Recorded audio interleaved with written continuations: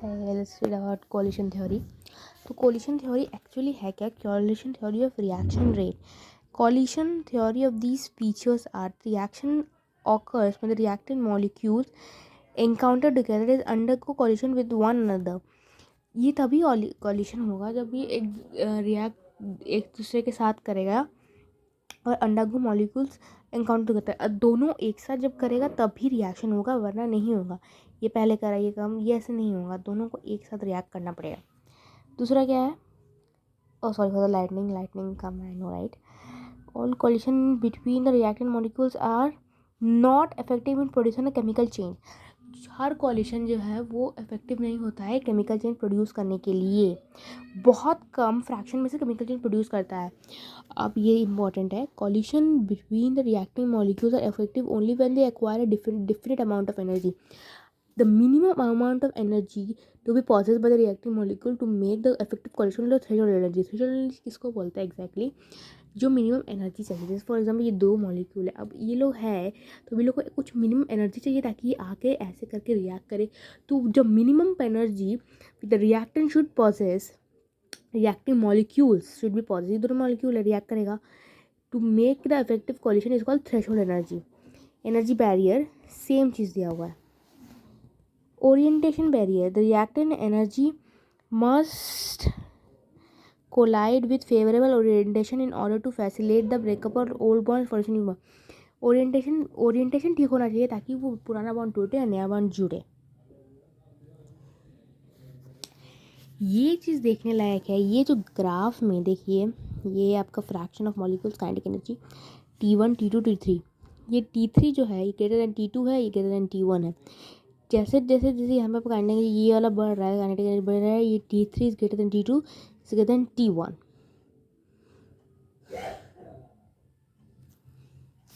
और भी इम्पोर्टेंट है जैसे वन थिंग ये hence it may be concluded that then increase in temperature increases the number of effective collision resulting in an increase in the rate of reaction.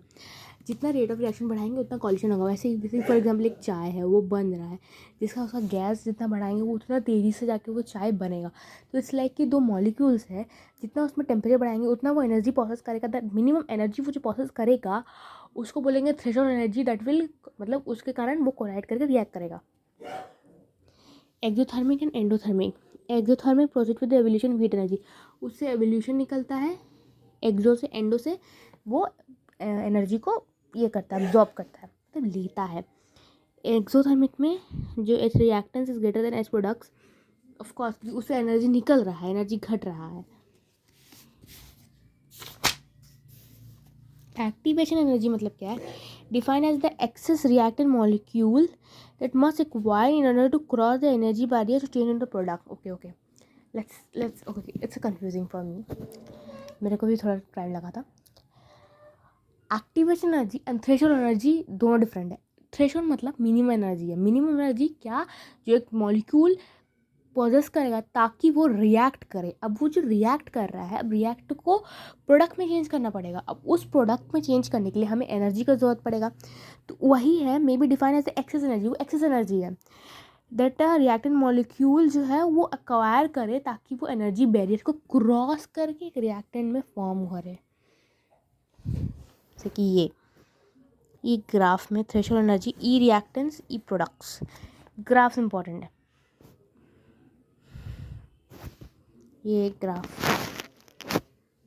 लेकिन अब वो concept समझना important है। Threshold energy and activation energy is totally a different concept. Threshold is the minimum energy, activation is the excess energy to cross the energy barrier and change into the product. ये energy barrier है, उसको cross करके product में change करना है। Threshold क्या है?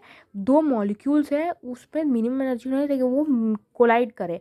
अब कोलाइड करके पर्टिकुलर एक फॉर एग्जांपल ये एक एनर्जी बैरियर है, ये एनर्जी बैरियर है और इसमें जाना है तो एक्सेस एनर्जी चाहिए ताकि ये ऐसे करके इधर आके एक प्रोडक्ट में चेंज करे।